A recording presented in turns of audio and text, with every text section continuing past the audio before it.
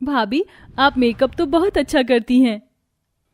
हाँ, क्योंकि मेरी एक दोस्त थी, वो मेकअप करना जानती थी, मैंने उसी से मेकअप करना सीखा है और मुझे बहुत अच्छा मेकअप करना आता है। मुझे तो शौक भी है मेकअप करने का। निशा की ये बात सुन अब शांति सब्जी लेने वाले सभी ग्राहकों को अपनी बहू के मेकअप करने के बारे में बताती है। तो घर के बाहर शांति से सब्जी ले रही ये सुनकर सब औरतें उससे बोलती हैं। अरे वाह शांति, तेरी बहू मेकअप करना जानती है और तूने मुझे बताया भी नहीं। अगले महीने मेरी बेटी की शादी है, हम गरीबों के पास इतने पैसे नहीं है कि किसी मेकअप आर्टिस्ट को रख सके। अपनी बहू से बोलना थोड़े कम पैसों में मेरी बेटी का ब्राइडल मेकअप कर दे। अपनी बहू का पहला ग्राहक देख शांति बहुत खुश होती है और रात को सब्जी बेचकर जब वो अपने पूरे परिवार के साथ खाना खाने बैठती है तो अपनी बहू से इस बारे में बात करती है। पर माँ जी, मेरे पास मेकअप का सारा सामान नहीं है, मैं कैसे किसी का पूरा मेकअप कर पाऊंगी? तो क्या हुआ निशा, मैं रोज सुबह सब्जी मंडी तो जाता ही हूँ, वहीं पर मेकअप प्रोडक्ट मिलते हैं, तो मेरे साथ चलना और अपना सामान भी ले लेना। अपने घर वालों के कहने पर अगले दिन निशा दीपक के साथ सब्जी मंडी जाती है। जहां दीपक सब्जी मंडी से सब्जी लेता है तो वहीं निशा मेकअप का कुछ सामान लेती है और घर आती हुई जहां पति के सिर पर सब्जियां होती हैं तो वहीं निशा के हाथ में मेकअप का सामान होता है, जिसे देख अमीर पड़ोसन आरती कहती है, निशा, मेकअप का सामान लेने से अच्छा था कि तुम 2 पैसे जोड़कर एक स्कूटी ले लेती। तुम्हारा पति डेली सब्जी मंडी धक्के खाकर जाता है, अगर खुद की स्कूटी रहती तो स्कूटी पर सब्जी रख तो ले आता। इस तरह तुम दोनों पति पत्नी सर पर सामान रखकर नहीं लाते। आरती की बात सुनकर निशा उदास अपने घर में जाती है और दीपक सब्जी बेचने के लिए ठेला लेकर बाहर जाता है। थोड़ी देर बाद जब शांति घर के बाहर सब्जी बेच रही होती है तो उसके पास एक लड़की सब्जी लेने आती है। आंटी, 2 किलो आलू दे दो। और हाँ, माँ कह रही थी कि भाभी को मेकअप करना आता है, कल मेरी दोस्त की शादी है, क्या भाभी मेरी मेहंदी लगा देंगी और मेरा मेकअप कर देंगी? हाँ दीपा, क्यों नहीं, अभी मुन्ना भी सो रहा है, तुम आ जाओ, मैं अभी तुम्हारी मेहंदी लगा देती हूँ। पर कल जब आना तो बता देना, घर आ जाऊंगी मेकअप करने तुम्हारा। दीपा सब्जी लेकर घर जाती है और वापस मेहंदी लेकर आती है और निशा उसकी मेहंदी लगाती है और अगले दिन उसके घर जाकर सुंदर सा मेकअप करती है। और जब वो घर से निकलती है तो गांव वाले निशा के द्वारा किया गया दीपा का मेकअप और मेहंदी देख काफी हैरान होते हैं और उससे ही मेकअप करवाने लगते हैं। इस तरह अब निशा के पास धीरे धीरे काम आने लगता है। ऐसे ही एक दिन, माँ, मैं तुम्हारी जगह कुछ देर सब्जी बेच लेती हूँ, तुम अंदर जाकर खाना खा लो। सास अंदर जाती है जहां वो बहू को एक औरत का मेकअप करते देखती है। अच्छा हुआ माँ जी जो आप आ गई। देखिए ना, मुन्ना ने मुझे परेशान कर रखा है, आप इसे खाना खिलाकर सुला दीजिए ना, मेरे कस्टमर को लेट हो रहा है, पार्टी के लिए मुझे इन्हें तैयार करना है। हाँ बहू, मुन्ने को मैं संभाल लूंगी, मुझे तुझसे कुछ बात करनी थी। सरला आंटी को जानती है ना, जो अपने घर से 10 किलोमीटर दूर रहती है, उनकी बहू का रिसेप्शन है और उन्होंने अपनी बहू को सजाने के लिए तुझे बुलाया है। नहीं माँ जी, मना कर दीजिए, मैं इतना दूर कैसे जाऊंगी, और मुन्ना भी इतना परेशान करता है, और रात की पार्टी है, मैं अकेली कैसे रात को आऊंगी जाऊंगी। घर में कोई गाड़ी न होने की वजह से निशा अपने एक ऑर्डर को कैंसिल कर देती है और ये देख शांति को बहुत बुरा लगता है। कुछ देर बाद जब वो दोबारा से घर के बाहर बैठकर सब्जियां बेचने लगती हैं तो एक बार फिर आरती अपनी स्कूटी से घर आती है और अपना कुछ सामान स्कूटी से उतारते हुए शांति से कहती है, क्या हुआ काकी, इतनी उदास क्यों हो? जब मैं जा रही थी तब तो तुम बहुत खुश थी, आखिर इतनी दूर से तुम्हारी बहू के लिए इतना बड़ा ऑर्डर जो आया था, क्या हुआ, ऑर्डर कैंसिल हो गया? ऑर्डर कैंसिल नहीं हुआ, मेरी बहू ने ही मना कर दिया, कहती है दूर है। इसीलिए तो कहती हूँ काकी, अगर स्कूटी होती तो दूर जगह पर जाकर भी तुम्हारी बहू अपना ऑर्डर पूरा कर पाती, पर आप सब तो गरीब हैं, कहाँ से लेंगे स्कूटी? आरती अपनी स्कूटी का शो ऑफ करके चली जाती है। अब इसी तरह कुछ दिन बीत जाते हैं और इस बार 5 किलोमीटर दूर एक ब्राइडल मेकअप का ऑर्डर आता है। पर निशा इस बार अपना ऑर्डर हाथ से जाने नहीं देना चाहती थी, इसलिए अपना मेकअप का सामान एक छोटे से बैग में भर देती है और जैसे ही घर से निकलने लगती है मुन्ना उसे परेशान करने लगता है। मुझे माँ के साथ जाना है। भाभी आप जाओ, मैं संभाल लूंगी मुन्ना को, मैं हूं ना। काजल के कहने पर निशा रोते हुए अपने बेटे को छोड़कर अपना मेकअप का सामान लेकर ऑर्डर पूरा करने के लिए जाती है। जहां वो जैसे ही पहुंचती है तो उसकी क्लाइंट कहती है, अरे बहन, तुम काफी लेट हो गई हो और बड़ी थकी लग रही हो, अपनी स्कूटी से नहीं आई क्या? माफ करना, मैं बस से आई हूँ ना, इसलिए लेट हो गई। आप बताइए ब्राइड कहाँ है? हाँ चलो, अंदर कमरे में है। इतना बोलकर वो औरत निशा को अपनी बेटी के पास लेकर जाती है और निशा जल्दी जल्दी उसका मेकअप करने लगती है। और कुछ देर बाद निशा मेकअप करके अपना मेकअप का बैग लेकर दोबारा घर आती है। और वो इतनी ज्यादा थक जाती है कि अपने बेटे पर भी ध्यान नहीं दे पाती और सो जाती है। तो वहीं शांति आज अकेली सारी सब्जी घर में रखती है और काजल मुन्ने के साथ साथ सभी को खाना देती है। सब खाते हैं। बस का सफर करने की वजह से बहू कितना थक गई। अब तो मुझे भी लगता है कि घर में एक स्कूटी होनी चाहिए। मैंने तो सोच लिया मैं कुछ पैसे जोड़कर किस्तों पर स्कूटी निकलवाऊंगी। पर माँ, हम गरीब सब्जी बेचकर किस्त के कैसे पैसे भरेंगे? मैंने सोच लिया, और रही किस्त भरने की बात तो मैं अकेले भर लूंगी, तू रहने दे। इतना बोलकर खाना खाकर शांति सो जाती है और अगले दिन एक बार फिर सुबह होते ही अपने बेटे को घर में अकेला छोड़ निशा ब्राइडल मेकअप के लिए बस के धक्के खाते हुए वेन्यू पर जाती है, जहां वो कुछ लेडीज और ब्राइडल का मेकअप करके जब घर आने लगती है तो बस में भीड़ होने की वजह से धक्का मुक्की में उसकी मेकअप किट टूट जाती है और घर जाकर वो काफी ज्यादा परेशान होती है। ये कॉम्पैक्ट और फाउंडेशन बहुत महंगा था। इतनी मुश्किल से पैसे जोड़कर मैंने खरीदा था। मेरा कितना नुकसान हो गया। बहू, अगर तेरे पास आज स्कूटी होती तो बस में धक्के खाने की वजह से तेरा इतना नुकसान ना होता। अपना नुकसान देख निशा उदास होकर सो जाती है और अगली सुबह जब उठती है तो उसकी तबीयत काफी ज्यादा खराब होती है और उससे चला भी नहीं जाता। इसके बाद काजल मदद मांगने के लिए आरती के पास जाती है।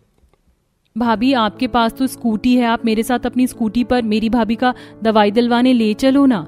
मैंने ये स्कूटी अपनी जरूरत के लिए ली है, ना कि लोगों की जरूरत पूरा करने के लिए।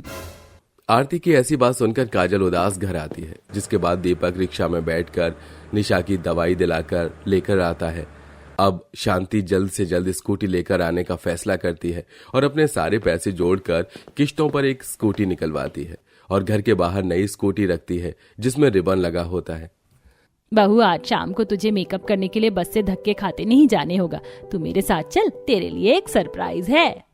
शांति आंखों पर पट्टी बांधकर अपनी बहू को बाहर ले जाती है और पट्टी हटाने पर अपने सामने स्कूटी देखते ही निशा बहुत खुश होती है और रोने भी लगती है। ये स्कूटी मेरे लिए है, पर आपके पास पैसे कहाँ से आए? अभी सिर्फ 10,000 देकर किस्तों पर निकलवाई हमने स्कूटी। अब घर में खुद की स्कूटी है, कुछ दिन में तुम चलाना भी सीख जाओगी और उसके बाद अपनी स्कूटी लेकर जितना दूर हो उतने दूर का मेकअप का ऑर्डर पूरा करने के लिए जाना।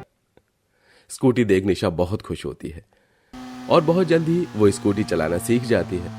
अब वो जब बाहर काम के लिए जाती और मुन्ना उसे परेशान करता तो वो 2 चक्कर मुन्ने को स्कूटी पर बिठाकर घुमा देती और खुद पार्टी में जाती। इसी तरह कुछ दिन बीत जाते हैं और एक दिन जैसे ही निशा स्कूटी पर बैठकर जाने के लिए स्कूटी स्टार्ट करती है, पीछे से शांति आवाज देती है, अरे बहू, तू ये हेलमेट भूल गई, इसे लगा ले, सेफ्टी पहले है। वो माँ जी, मुझे जल्दी पहुंचना है ना, इसलिए भूल गई हेलमेट। लाइए, मैं लेट हो रही हूँ। निशा हेलमेट पहनती है और जल्दी से स्कूटी चलाकर अपने क्लाइंट के घर पहुंचती है और उसे कॉल करके बाहर बुलाती है। मैं अपनी स्कूटी कहाँ लगाऊं? आप यहीं लगा दीजिए, कोई नहीं लेगा। ये गार्ड अंकल बैठे हैं, देख लेंगे। ठीक है फिर। निशा अपनी स्कूटी पार्क करके बाहर जाती है और स्कूटी की चाबी गार्ड को देकर मेकअप बॉक्स लेकर अंदर चली जाती है और 2 घंटे में उसका मेकअप करके टाइम से घर पहुंच जाती है। ऐसे ही एक दिन, निशा, मैं मंडी जा रहा हूं, अगर तुम्हें अपने मेकअप के लिए कोई सामान चाहिए हो तो मुझे बता दो। दीपक जी, आज मुझे कहीं नहीं जाना, आप स्कूटी लेकर चले जाओ। अब हमारी खुद की स्कूटी है, घर में बस के धक्के खाने की क्या जरूरत है। अब दीपक मंडी स्कूटी लेकर जाता है तो वहीं शांति घर के बाहर अपनी बेटी को सब्जी बेचने के लिए बोलती है और खुद अपने बेटे का ठेला लेकर गली गली में जाकर सब्जियां बेचती है। समय यूं ही बीतता है और पूरा परिवार जहां सब्जी बेचकर पैसा जोड़ता है तो वहीं निशा स्कूटी पर जाकर लोगों का मेकअप करने दूर दूर जा पाती है। ऐसे ही एक दिन वो स्कूटी चलाती हुई खुद से बातें करती हुई जा रही थी। स्कूटी आने से कितनी आसानी हो गई है मुझे। इसमें सामान भी आ जाता है और थकान भी नहीं होती। साथ में घंटों का रास्ता मिनटों में तय हो जाता है। आखिर बहन, तुमने भी स्कूटी ले ही ली। टाइम से पहुंची इस बार। पिछली बार तुम भले ही लेट हो गई थी, पर मेकअप अच्छा किया था, इसलिए तुम्हें दोबारा बुलाया है अपनी दूसरी बेटी की शादी में ब्राइडल मेकअप के लिए। चलो जल्दी, अब अंदर बारात आने वाली है। जी, स्कूटी की जरूरत थी तो मेरी सास ने मुझे ये दिलाई है। उन्हें मेरा बहुत ख्याल है। चलिए अब अंदर चलते हैं, नहीं तो लेट हो जाएगा। इस तरह निशा स्कूटी से टाइम से वेन्यू पर पहुंचती है और ब्राइडल मेकअप करके अच्छे पैसे कमाती है और किश्त भरती है। समय यूं ही बीतता है और एक दिन जब स्कूटी लेकर निशा बाहर जा रही होती है तो वो देखती है कि आरती घर के बाहर वाली सीढ़ियों से उतर रही है और उसका पैर फिसल जाता है। अरे मोरी मैया, कोई आओ, मुझे बचाओ। मेरे घर में तो कोई है भी नहीं, मेरी तो स्कूटी भी खराब है, लगता है मेरी कमर टूट गई। अब मैं क्या करूं? अरे कोई बात नहीं आरती बहन, मैं हूं ना, मैं तुम्हें अपनी स्कूटी से डॉक्टर के पास ले चलूंगी। सच में निशा, तुम मुझे अपनी स्कूटी पर डॉक्टर के पास लेकर जाओगी? पर जब तुम्हारी तबीयत खराब थी मैंने तुम्हारी मदद नहीं की, हमेशा अपनी स्कूटी का शो ऑफ किया, और तुम आज मेरी मदद करोगी? तो क्या हुआ आरती, और ये स्कूटी हमने इसीलिए ली है ताकि जरूरत पड़ने पर काम आ सके। अगर मैं तुम्हारी आज मदद नहीं कर पाई तो मेरे घर में स्कूटी होने का क्या फायदा? मुझे माफ कर दो निशा, तुम बहुत अच्छी हो, मैं तुम्हारा यह एहसान कभी नहीं भूलूंगी।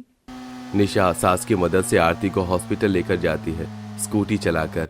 अब कुछ देर में निशा का पूरा परिवार आ जाता है और उस दिन आरती को एहसास होता है कि एक पड़ोसी ही पड़ोसी के काम आता है, फिर चाहे वो गरीब सब्जी बेचने वाला ही क्यों ना हो। क्या भाईजान, यही सूट आप पिछले महीने सभी को 200 रुपए में देकर गए थे और मुझे 300 का बता रहे हैं? क्या आपी, आखिर आपने दिखा ही दिया कि आप गरीब घर से आई हैं। अब 200 रुपए 300 रुपए के कपड़े में भी मोल भाव कर रही हैं। हम तो ईद में अपने घर के नौकरों को भी इससे महंगा कपड़ा दिया करते थे और यहाँ आप ईद की शॉपिंग ऐसे कर रही हैं। खैर मुझे क्या, मैंने तो सोच लिया कि मैं इस ईद मॉल से ही शॉपिंग करूंगी। इतना बोलकर आलिया अंदर चली जाती है। कुछ देर बाद अरशद घर आता है और सब हॉल में बैठते हैं। नाजरीन अपनी अम्मी और नूर के सामने मॉल से शॉपिंग करने की जिद करती है।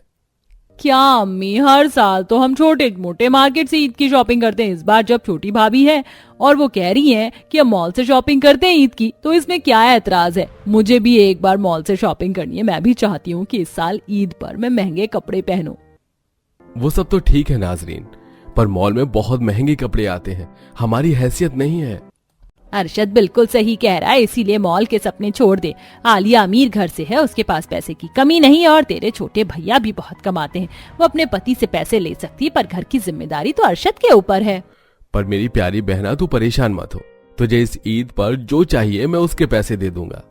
सुन लिया ना तेरे भाईजान ने क्या कहा, और इस बार तू कर लेना अपनी ईद की शॉपिंग अपनी अमीर भाभी के साथ, पर सोच समझ कर करना, पैसे की बचत भी बहुत जरूरी है। हाँ, सब सुन लिया और समझ भी गई। अपनी माँ और भाई की बातें सुनकर नाजरीन उदास हो जाती है, जिसके बाद वो अपने कमरे से जाकर नूर कुछ पैसे लेकर आती है और अपनी सास को देते हुए कहती है, अम्मी जान, नाजरीन का बहुत मन है मॉल से शॉपिंग करने का, और वो अपनी छोटी भाभी से पैसे मांगे, अच्छा नहीं लगेगा। और मेरे पास तो निकाह के कपड़े रखे हैं, और ससुराल में ये मेरी अपनी देवरानी के साथ पहली ईद है, तो मैं नहीं चाहती कि मेरी वजह से मेरी नंद की ईद खराब जाए। अगर वो चाहती है कि मॉल से शॉपिंग करे तो उसे करने दीजिए। नूर के कहने पर वो पैसे लेकर मुमताज अपनी बेटी के पास जाती है और उसे दे देती है। अब अगले दिन चारों सास बहू और नंद शॉपिंग करने के लिए जाते हैं। जहां अपनी नंद के साथ आलिया मॉल में जाती है, तो वहीं नूर मुमताज के साथ लोकल मार्केट में शॉपिंग करने लगती है। भाभी जान, हम उस वाली दुकान में चलते, देखो ना वहाँ कितने अच्छे अच्छे डमी पर अफगानी सूट पाकिस्तानी सूट लगे। हमने तो सोच लिया कि इस बार हम शरारा ही पहनेंगे। हाँ क्यों नहीं, तुम अपने लिए शरारा लेना और हम अपने लिए गरारा लेंगे। पर कितना अच्छा होता अगर अम्मी जान भी हमारी तरह मॉल से शॉपिंग करती ईद की, पर वो तो अपनी प्यारी गरीब बहू के साथ लोकल मार्केट में शॉपिंग कर रही हैं। एक काम करते हैं, हम दोनों शॉपिंग करके नीचे चलते हैं और बाकी की ईद की बची हुई शॉपिंग अम्मी जान के साथ करेंगे, और उन्हें मनाएंगे कि वो हमारी तरह बड़ी बड़ी शोरूम से शॉपिंग करें, ना कि लोकल मार्केट से। इतना बोलकर दोनों नंद भाभी एक ब्रांडेड दुकान में जाती हैं और वहां से अपने लिए शरारा और गरारा देखती हैं। भाभी, मैं तो ये ले रही हूँ, 5,000 रुपए का शरारा, बहुत प्यारा है ये। और नंद जी, मैं तो ये लूंगी, 15,000 का गरारा, कितना प्यारा है। भैया ये दोनों पैक कर दीजिए। अब दोनों नंद भाभी अपने कपड़े लेकर मॉल से बाहर आती हैं, तो वो दोनों देखती हैं कि फुटपाथ से गरीब नूर अपनी सास के साथ कुछ सेवई खरीद रही है। अम्मी जान, ये आप क्या कर रही हैं? ईद पर हमारे घर वाले भी आएंगे, आप क्या हमारे घर वालों को ये फुटपाथ की खरीदी हुई सेवई खिलाएंगे? क्या सोचेंगे वो हमारे बारे में? बहू, मेरे लिए सारे मेहमान एक बराबर हैं, और हम तुम्हारे जितने अमीर नहीं जो मॉल से सिवाई खरीदे। हमें और भी ईद की शॉपिंग करनी है। अगर तुम दोनों की शॉपिंग हो गई हो तो तुम घर जा सकती हो, क्योंकि हम ईद की सारी शॉपिंग मार्केट से ही करेंगे, ना कि मॉल से। इतना बोलकर एक बार फिर मुमताज नूर के साथ थोड़ी सी सेवई और काजू बादाम खरीद कर आगे जाती है। पर यह सब देखकर आलिया को बहुत गुस्सा आता है और वो चारों ईद की थोड़ी सी शॉपिंग करके घर आती हैं। इफ्तारी की तैयारी करके फिर सब इफ्तारी करते हैं। उसके बाद नमाज पढ़कर अपने अपने कमरे में आराम करने जाते हैं, जहां आलिया अपने पति से कहती है, अल्लाह मियाँ, हम आपको क्या बताएं हमजा, अम्मी जान तो हमारी सुनती नहीं है। उन्होंने फुटपाथ से ईद की शॉपिंग करी है, बस इसीलिए हमने उनके साथ आगे की शॉपिंग करनी जरूरी नहीं समझी। आप कल अम्मी जान को कुछ पैसे दे दीजिएगा और उनसे कहें कि अगर उन्हें हमारे साथ ईद की शॉपिंग करनी है तो बड़ी दुकानों में ही जाकर करें। आलिया भी सैलरी नहीं आई है और मेरे पास थोड़ी सी ही सेविंग बची है, तो अम्मी का कहना मान लो, फिजूल खर्ची करना सही नहीं है। क्या अल्लाह, आपसे तो बात करके हमने गलती करी। आपकी जो सेविंग रखी है वो आप हमें दीजिए। हमने भी शादी से पहले कुछ पैसे के जोड़ के रखे थे। हम नहीं चाहते कि ससुराल में इस पहली ईद पर हमारी इंसल्ट हो, इसलिए हम सारी शॉपिंग मॉल से ही करेंगे और सब कुछ अच्छा अच्छा और महंगा लेंगे। इस तरह आलिया अपने पति से उसकी सारी सेविंग्स ले लेती है और अपनी भी सारी सेविंग्स निकाल कर अपनी नंद के साथ अगले दिन मॉल जाती है। भाभी जान, ये शोरूम कितना अच्छा है, यहाँ तो हर तरह की सैंडल रखे हैं। मुझे तो समझ ही नहीं आ रहा कि मैं कौन सी वाली सैंडल लूं। इसमें सोचने समझने की क्या बात है, हम है ना, हम करेंगे आपकी मदद। हम आपकी ड्रेस की मैचिंग की सैंडल और बैग खरीदेंगे, और अभी मेकअप भी तो रहता है। और हाँ, पासा जरूर लेना, आपके ऊपर पासा बहुत अच्छा लगता है। निकाह में देखा था हमने आपको, आप बड़ी अच्छी लग रही थी।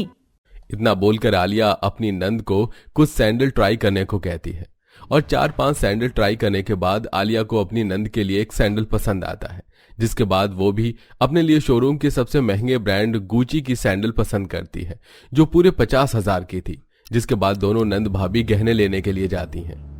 क्या भाभी जान, आप हमारे लिए सब कुछ लेती जा रही हैं, अपने लिए तो आपने कुछ लिया ही नहीं। और हमें तो अम्मी जान के लिए बुरा लग रहा है, वो किसी भी ईद पर कभी कुछ नहीं लेती। काश कि वो आपकी बात मान लेते।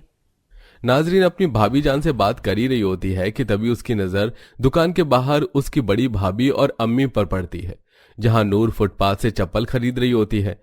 ये देख नाजरीन अपनी भाभी जान के साथ अपनी अम्मी जान के पास जाती है और ये देख आलिया नूर और मुमताज से कहती है, क्या अम्मी जान, आप जानती है ना हमारी रेपुटेशन कितनी ज्यादा है।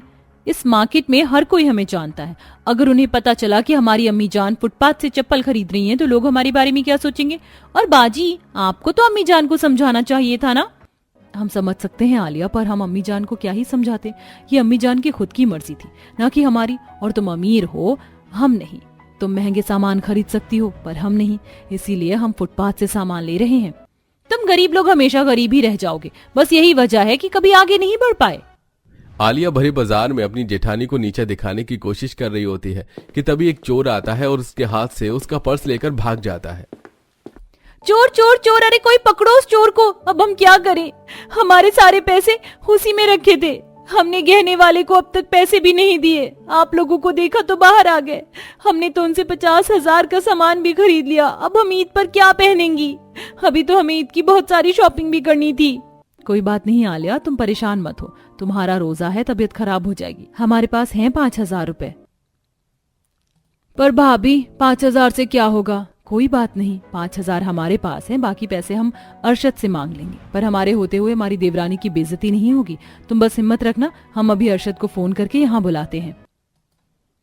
अब नूर अपने लिए कुछ न खरीद कर अरशद को कुछ पैसे लेकर वहां बुलाती है और अरशद सुनार वाले को उसके पैसे देता है और वो लोग गहने लेकर घर आते हैं।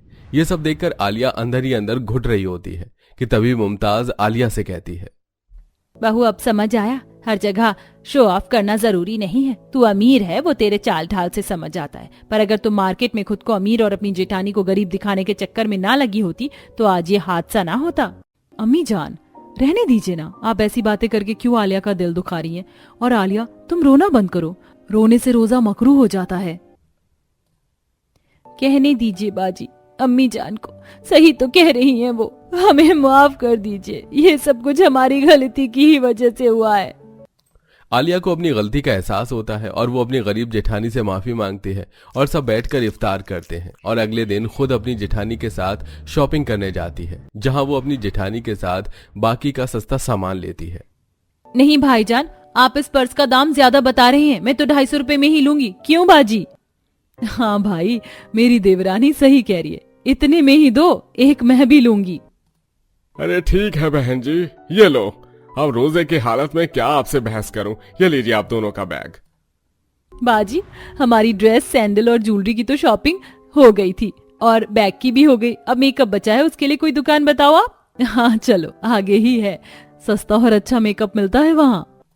इस तरह दोनों देवरानी जेठानी मेकअप की दुकान पर जाती हैं और मेकअप लेती हैं और उसके बाद बाजार से ही बेसन, छोले, मेवे लेकर अपनी ईद की शॉपिंग पूरी करती हैं। अब 2 दिन बाद ईद थी, जहां ईद वाले दिन पूरा परिवार नए कपड़े पहनकर एक दूसरे को सेवई खिलाते हैं और गले लगाकर ईद मनाते हैं। और इस तरह अमीर गरीब देवरानी जेठानी एक साथ हंसी खुशी अपनी पहली ईद ससुराल में मनाते हैं।